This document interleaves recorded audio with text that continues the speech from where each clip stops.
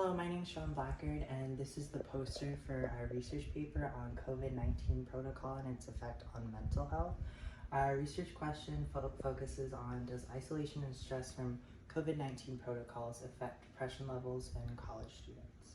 So for the background of this, obviously we all were here last year when the pandemic started, and it drastically changed our everyday lives. If a lot of restaurants, grocery stores, etc. went in lockdown for a while, and school became virtual learning, and life as we know it completely changed. We were at home and more isolated than ever from other people.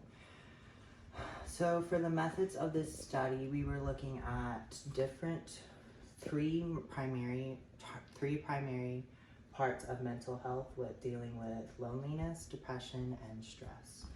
So in order to collect that data, we decided to do a correlational study and use a survey consisting of 3 established questionnaires. One being the UCLA Loneliness Scale, another PHQ-9 Depression Scale, and then of course the Perceived Stress Scale. And then we combine all 3 of those into a survey on Qualtrics, and then Qualtrics through SONA distributed the survey to 1101 psychology students for them to take the survey.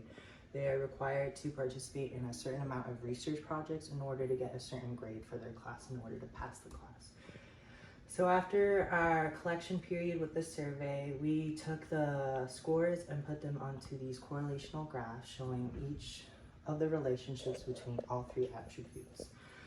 Up here, stress and depression, loneliness and depression, and stress and loneliness. Fortunately, we did find statistical evidence that is statistically significant for stress and depression as well as stress and loneliness. But unfortunately, loneliness and depression had no statistical evidence. So because of that, we had to fail to accept the hypothesis. And what this means basically is there is no statistical evidence supporting loneliness and depression, just stress and depression and stress and loneliness. With that in mind, we can still apply it to the population with this data or any data with this, because we can use it in other future research projects and be like, oh, we shouldn't look for that, or we can replicate and see if this is still true.